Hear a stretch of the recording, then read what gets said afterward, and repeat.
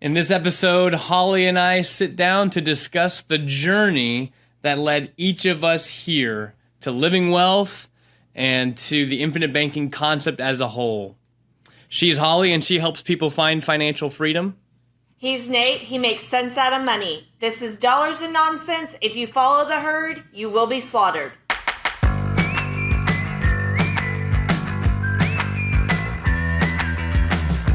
All right, well, it's great to be here with you, Holly.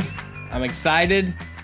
The episode today, we really just felt, I don't know why, it sounded fun to really describe to the world why we're here, Holly.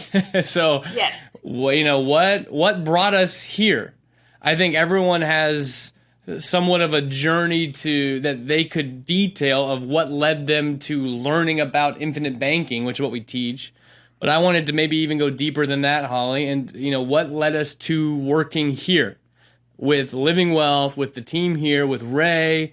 Some of them would already know why you're here.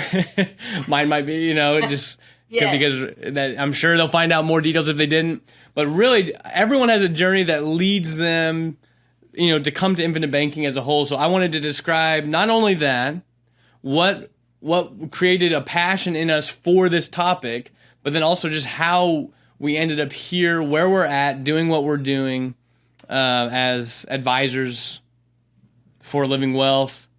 I think it'll be fun. I think it'll be helpful for people just to know where we're coming from. Anything you wanted to bring up, Holly, before we kind of start telling the story? Well, I'm kind of excited because to be in all honesty, I've never heard Nate's story. So Okay, well, I've heard it'll be bits fun for both of and us. pieces of it, but I've never actually heard how it really all came to be. Other than he asked for an internship and then he was working with Living Yeah, Wealth. that's a good point. I'll go into the details today. How did I end up here? And I think as Holly, on your side of things, I think people would know that you are Ray's daughter, but they may not know. I think there's a huge story involved just to get you to work with your dad. So Yes. We're going to talk about that too, and what about infinite banking really kind of compelled us as well. So I guess I can get started then, kind of describing my story. What are the things that led me to be here? I thought I'd start from whenever I was quite a bit younger. I grew up with, I was the son of a pastor of a small church and a public school teacher. And so that's kind of where the background comes in. Obviously, when I say those two professions, no one joins those professions because they want to make a whole bunch of money, right? So obviously, we weren't wealthy by any stretch of the means. Some people would say we're possibly poor, but we weren't poor. We were just certainly not well off. I would tell you that. But I also don't want to imply that my parents sacrificed everything they could to make sure that our childhood was amazing, and it really was. I mean, even though they didn't have a whole bunch of money, they used every dollar that they could to make sure that their kids were having a wonderful time, and they really did. And I'm so blessed by them. But so there wasn't a ton of money in the family. Being that my dad is the pastor of that same church, I still attend the church. He's been the pastor of that church for 36 years, which is Wow. remarkable, actually. So anyway, it's not a big church. It's not a tiny church, but it's certainly not large. And so I grew up in this, and for whatever reason, I was attracted to the financial world. Now, of course, I didn't know the word finance when I was a kid, but money was always attractive to me. And it wasn't, I don't have like a sob story of I never had it, so when I made a decision when I was a kid that I was going to go get some. It's like that wasn't it. I was just interested in it. If you ask my parents, I was a saver. I liked to save money. I was interested in making money one day. I was interested in a profession. Money was was part of what was going to help me choose make the decision. And I was interested in investments from a young age. I was interested in financial topics from a young age. I was interested in economics from a young age. So I was just interested in the world of money. And it wasn't because I grew up in poverty and just desperately wished I had money. It was mainly just I was interested in it. I thought it was a very interesting subject. So that kind of leads me to to where I'm going with this, my football coach in high school was a financial advisor. And so he was our football coach, but he also was a successful financial advisor. And I was looking at this guy kind of growing up. He was a role model of mine to some degree. He's your coach.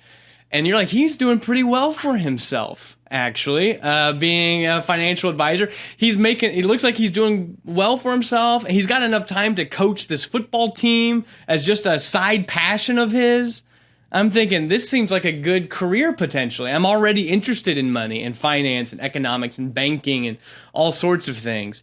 And so that essentially compelled me to say I wanted to have something to do in the world of finance. So I went to school, went to university to study finance, and the coincidences continue. That while I was in high school, I met the woman of my dreams, who is now my wife, Ashley. And we started dating in high school, and it was getting serious. And I went off to college, and she was actually she was a junior, I was a senior in high school, and when we started dating, so we're high school sweethearts. But all that to say, it was getting serious. I knew I'm very interested, likely going to marry her as long as she said yes, which she did. But all that to say, here I am wanting to be in the world of finance, and I am getting serious in a relationship, dating a girl whose family owns a financial firm. And so I'm thinking, wow, the stars have aligned. And I had no idea what the family did. I just knew her grandfather, Ray Poteet, was very successful in the financial field, and that he was doing something different. I did know that. I knew that he wasn't out there, doing Dave Ramsey mutual funds. There was something, and he was known for it. I actually knew that too. And Ashley didn't really know what was going on. I mean, she had some vague ideas, but she was like, she told me, well, I was like, what does your grandfather do? And she would say things like, I'm not totally sure, but I know that people seek after him from all over the country to learn about what it is he does. And I was like, what in Lawrence, Kansas? He's getting sought out from nationwide to learn about whatever this concept is, this financial strategy thing is. And so I remember after my freshman year, I wanted to get an internship. That's what you're supposed to do. And so I come to Ray, my serious girlfriend's grandfather, and ask, can I intern with you over the summer? And his initial response was no. And I was quite disheartened. And I was like, if I can't get an internship with my girlfriend's family's financial business, this might be a lot harder than I thought it was going to be. And by the way, I even asked my coach, I said, can I intern with you? And he said no. And I was like, oh, geez, I got in my own circle. Two no's. I got 2 no's in a row. This is not good. And as Ray will tell from his side of the story, it was that night that he got into a fight with the Holy Ghost.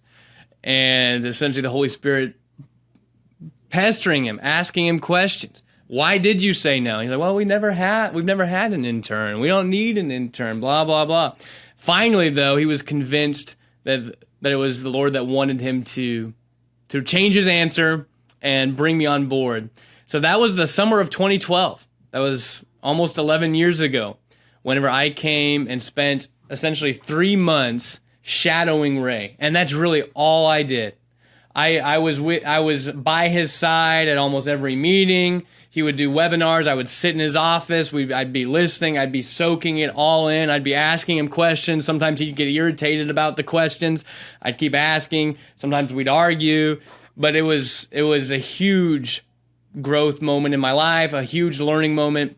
And that was that. And then I went back to school and was continuing to study for finance degree. I came back the next summer and hit the ground running with Ray again, and would travel with him now, would help present, would do things.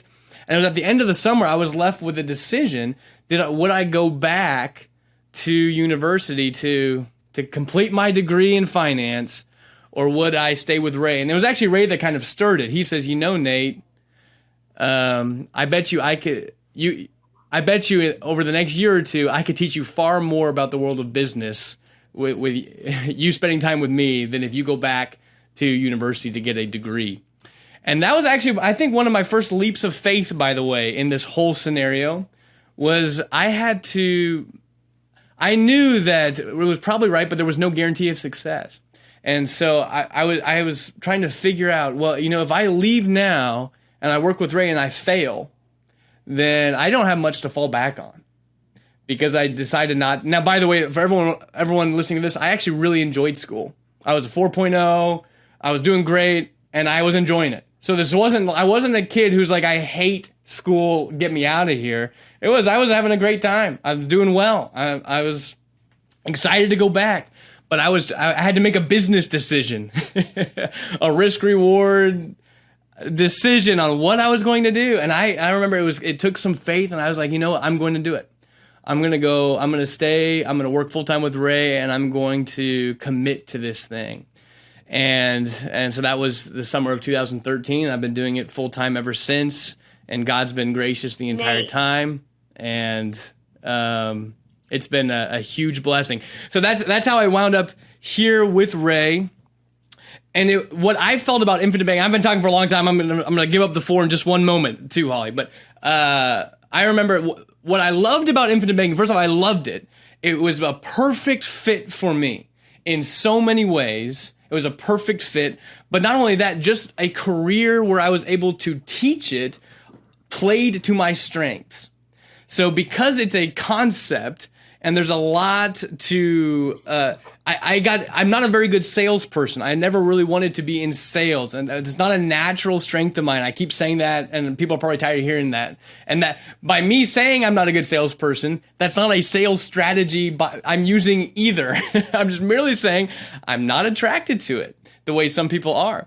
But I love to teach. I love to explain concepts. I'm very good at it. It's natural to me. I've been able to do it for a long time. Ever since I was a kid, my mind thinks in concepts. I think from point A all the way to point Z and everywhere in between, and that's just the way my brain works. So having a career where it wasn't just me selling mutual funds or just doing basic financial strategies, as a 401k, IRA, mutual fund style situation, I'm just blessed to be able to do something that aligns with my strengths as far as what I'm able to do, of teaching a concept and being able to, I'm very good at discerning where people's hangups are and helping them overcome hangups and answering questions that maybe are unsaid. And there's things that I'm good at doing, and I found out that I was good at doing it, and I realized that me teaching this lets me operate in that. So I'm extremely blessed to be able to do this.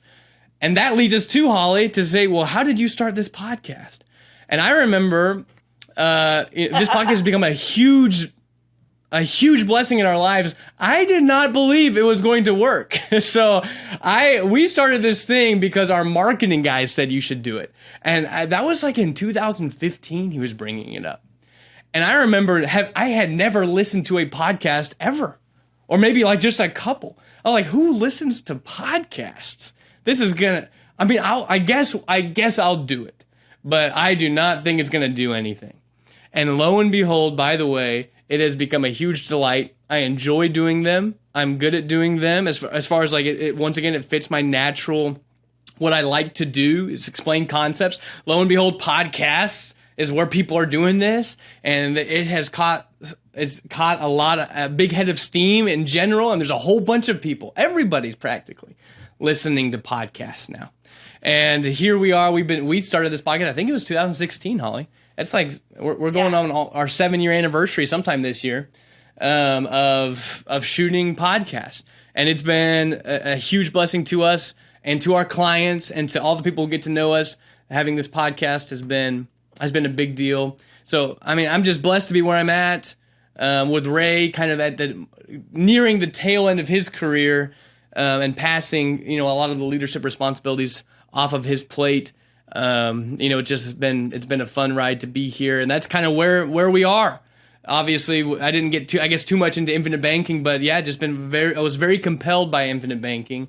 And I still am to this day, and as a lot of people would say, I'm more excited about it now than I was even when I first heard about it. I just think it is such a powerful thing for people to understand, especially for those who would be very compelled by it. And it adds so much value to people's lives once implemented properly. So that's it, Holly. That's where I'm coming from. That's where I find myself. I'm married to Ray's oldest granddaughter, and that's a roundabout way of where I got here. Roundabout. I have one question for you, Nate. When you said you weren't going back to school, how did your parents take it? The parents weren't as excited about that decision. They were certainly concerned for my behalf, and so I remember talking to them, saying, I don't think I'm going to go back. I think I'm going to do this. And they, of course, they weren't going to force me or really get too upset or uptight about anything. But, you could definitely tell that they were a bit worried that was not the wise decision. And it was a decision that would only be wise in time. Time would tell. And I knew that. I knew time would tell. It's either I would make it or I wouldn't. And if you don't make it and you didn't finish out the degree, you wouldn't have as much to fall back on. But I would not exchange it now. I would not trade it for anything. The 2 years of me being in business, as opposed to sitting around in a classroom taking humanities classes and paying them thousands of dollars for a humanities course. I can watch, I can read books. I can watch. I just thought, there was definitely going to be a lot of wasted time taking humanities classes and, all these gen ed junk and all these random business courses that I'm not going to need. So it wasn't that I was against it. I want everyone to know I was a 4.0 student who was enjoying school, and I did not I liked to be successful, and I liked to get, I liked to be top of the class. I liked to do those things. I was competitive about it. I'm just merely saying I was also smart enough to understand that the actual learning I'm going to get, there's very little is going to actually be applicable to a career teaching people IBC. So I said no. My parents were like, well, I don't know, Nate. Okay. And the reason I ask that is because there are individuals that have the belief I've got to go follow this 4-year plan or go to college or do that. And I just want to encourage you to follow your dreams, but also be smart about it. But just because you're not in the mold of, oh, I've got to go get a 4-year degree, doesn't mean that what you're doing is wrong. And yeah, I think that that's even part of our tag, You don't have to follow the herd to be successful. Yeah, you're right. And the college degrees are getting less and less valuable regarding how much they actually cost. And even Nelson Nash in his book describes that, describing the actual value of a college degree is decreasing. And especially in this world of the information age, where you can become an entrepreneur and start businesses with learning the skills you need without going to university. It's becoming less and less important, but obviously there's still many, many careers that require it to even be in it. So you can't be a lawyer without a degree. You can't be a doctor without a degree. You can't be an accountant without a degree. There's many different professional careers where you have to have the degree, and that's fine. But there are, if you're going to get into business and you're going to own your own business, the degree is going to not help you too much. The degree helps you get a job. The degree helps you become a doctor and get certain licenses. But the degree itself is rare. The learning from the degree, the degree can be worth money. The actual learning you do inside of the degree is not worth very much. It's just we are paying for the piece of paper and the opportunities that piece of paper might provide.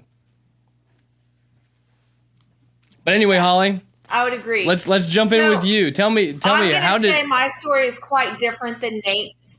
I grew up with Ray Poteet, founder of Living Wealth, and I watched. And my mom was a stay-at-home mom. She took care of us. She made sure the meals were on the table.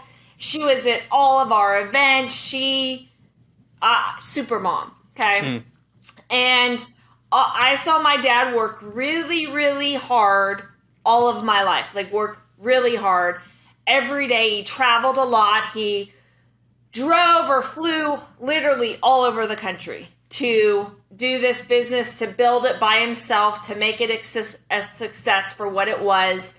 And by the way, Holly, just real quick, by the way, he wasn't doing IBC then either, right? So you were all fully, by the time he learned IBC, that was after you were already grown and living as an adult. And I had just gotten married when all this when IBC came even about. became a thing. That's right. Yeah, So but he was in the financial business your entire life. That's essentially what we're trying to say. Yeah.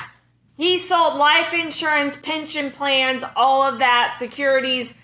And I watched him work real hard.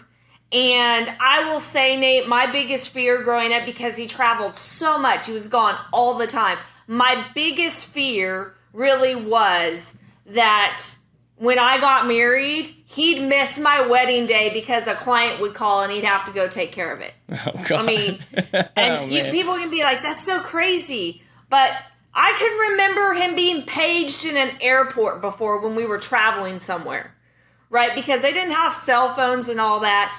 I think a client had a question. There was no medical emergency or anything like that. Mm-hmm. So,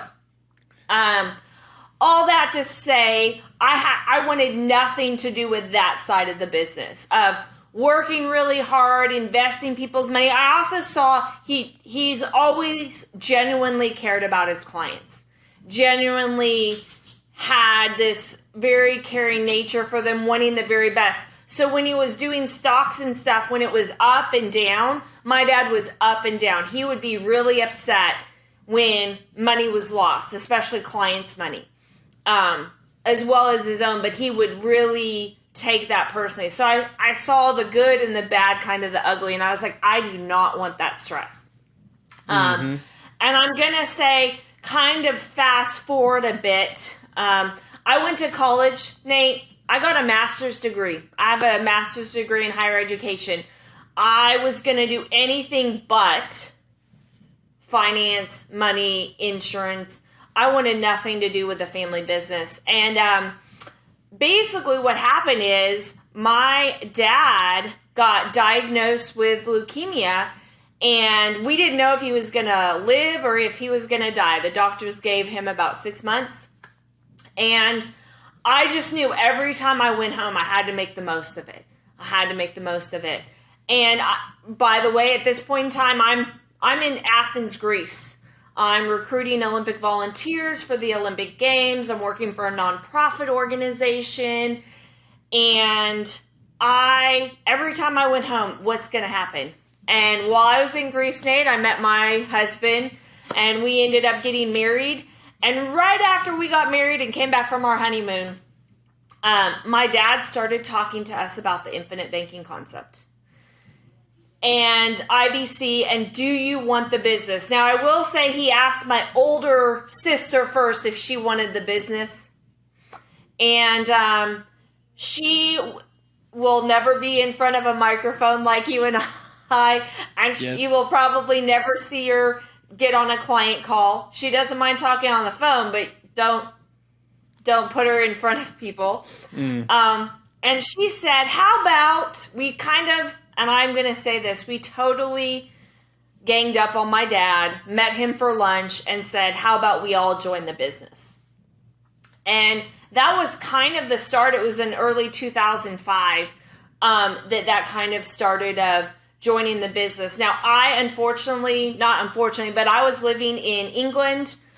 We didn't have a visa for my husband to come to the U.S. So fast forward a little bit, and we came back to the U.S. and my husband got a job in Texas, and lo and behold, then we ended up in California. I went back using my degree, my master's degree, and went to California and was working for a university out there. I'll just say that.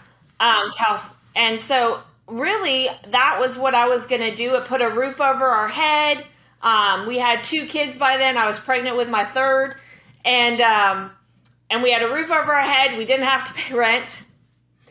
And I got a paycheck, and it all seemed okay.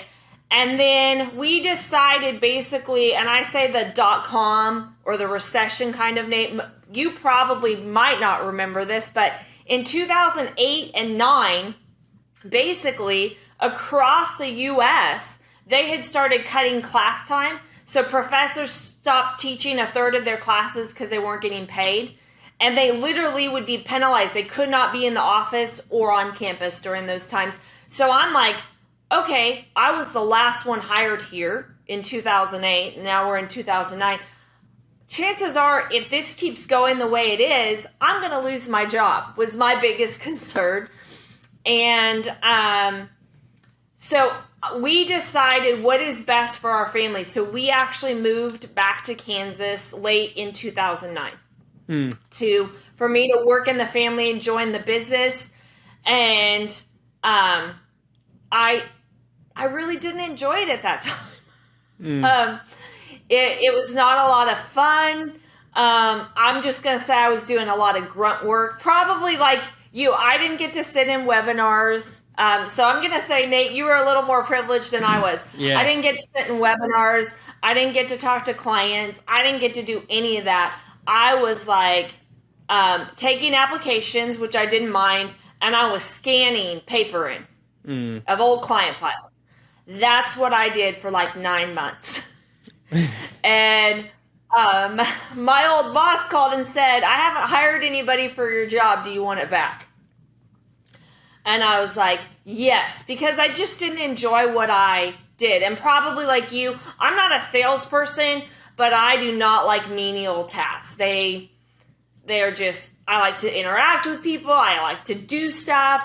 I like to explain concepts, but I like to make the plan and see it all work. But don't ask me to scan paper. Just not my cup of tea. So we actually left, and literally 2 years later, I came back, but like outside of the office is kind of and you were in California, and you started to work with clients the second time around, and that's when you hit the stride. That was way more fun than the first bout. Webinars and sitting in with Ray. So I actually got to learn more of it. Now I will say we started our first infinite banking policy in 2006. So this was right in 2012, Nate. So right after kind of your internship, that fall literally is when I started doing it. We'd had a policy for 6 years, and we had used it, and I knew how it worked. I knew I could explain it to people. We'd been successful in using it for our family and starting other policies, so I knew I could do that. I just did not want to be in an office setting per se. And so that's when I really jumped in kind of with both feet. And then over about 3 years, working with the marketing team coming in. And I can remember, Nate, I'm just going to say, everybody, I'd never heard of podcasts. That's not something I would have picked up on. And basically nobody else on the team volunteered other than Nate and I. That's really how it happened. I knew him the less, so I didn't think it was going to work at all. I'm like, we're going to have no chemistry. What are we going to talk about? I don't know Nate. I mean, I know his wife. I don't know Nate. And so, and I'm just going to say it's been a blessing, like a huge, huge blessing to be doing Dollars and Nonsense. I don't do majority of the work. I get in front of a microphone maybe and talk. And kudos, and that's because of Nate. And Nate really, like he said, not just explaining concept, but he's immensely creative on how do we take this and explain this to somebody, and what do we need to be talking about. And I think that's why I'm still at Living Wealth, is because I believe wholeheartedly in our mission and our goal. And I really came in because I was told I could help families. Yeah. And I can help individuals be financially free, literally learning how to work. And I'm a not in a box type person, so it's very outside the box thinking. So it was very much what I enjoyed doing. And I think the only reason I'm still in it is because I never got put into, you have to do this. I got to do what I loved the second time around coming in, and what I enjoyed. Yeah, that's right. And I think that with infinite banking, my story is a little different, but I also love working with my dad, and knowing that every time I see him, there's wisdom to gain, knowledge to learn, and even working with Nate and all the agents we work with. I mean, it's amazing how much you learn just by listening to what other people are saying or what they're doing. and taking some new concept or some new idea to a different level. And so that's why I'm still here, not just because it's a family business. It's a legacy for me to leave to not just my kids, Nate's kids, like for me, it's generational. It's something that we're building to leave for generations to come, not just me. Yeah, and I think one of the things that I can glean from that too is really neither of us were attracted to the insurance business. No. We didn't go in to do insurance. We were attracted to infinite banking. We didn't have financial backgrounds or weeds to pull up from being like in the financial industry and then like transitioning to IBC. We came in and were able to like I'm not a believer in insurance. I'm a believer in the infinite banking concept. I've seen what it can do. I've lived it out. Just like you said, I had my first policy in 2012 and have been using it for almost 11 years now. So, I mean, yeah, we are excited. My parents were my first clients as well, as is pretty common. My first test case of can I get someone interested was my own parents, and they've been doing it for a long time as well, 10, 11 years. They got theirs right around the time I got mine. And, they've been very happy with it. But all that to say, I think it was fun, Holly. I think it's just, I think it's important just to hear a little bit where we're coming from. We're not just here trying to sell the next best thing. I mean, we are committed to the mission of Living Wealth, that infinite banking is a huge part of that, of what we feel can be something that really helps people grow and really helps people get to the point where they're financially free, offers the right perspectives to live by. All of this is wound up in this message. And by the way, we didn't even mention a little bit, Holly, that we rebranded to Living Wealth. Originally, Ray's firm was Alpha and Omega Financial Services. And we rebranded to Living Wealth mainly because we wanted to kind of create an image that we didn't want to just be a Alpha and Omega Financial Services, because then it kind of sounds like we're in the box. We wanted to be like, no, we're not. We believe that that money should not. We're different with our beliefs of what money should and shouldn't do. Anyway, well, Holly, anything else before we close down? The main things, even the reason you're still in it and I'm in it, is we're not just selling a policy, and it's not just a policy that we're offering. We really do a lot of other stuff. You have to get the policy and utilize it, really. And I think that that's one of the things is why we're still even with Living Wealth, is because it's not just I'm selling a policy and that's all I'm doing. And I think if it was just selling a life insurance policy to have infinite banking, it's taking it that step farther. And now I have this policy. How do I use it? How do I utilize it? And that's one of the things we get to do. And Nate, drank from the Kool-Aid, I'm going to say. And we both are big. We say that all the time on this show. We're big infinite banking Kool-Aid drinkers. It sounds too good to be true. But it's the principles that to live by, really, and how to really manage money or own your own money and control your money versus somebody else, that is what brought us to this point of being able to explain concepts and being able to do the podcast, is to bring a message of hope to people. Yeah, and selling insurance is different than helping people implement a process, which is way more down my alley, and probably way more down your alley. And there's a lot of people in the infinite banking world as agents who are really just using IBC, the education of IBC, as a way to sell policies. And so there's very little they can offer after that, because their focus is not implementing a system. The system will use policies, but we are passionate about what the system does when it's implemented. The idea, the philosophy, the perspectives, the practicality of infinite banking, when implemented, is what we're after for people, not just owning life insurance. But with that being said, Holly, I think it's about time for us to wrap it up.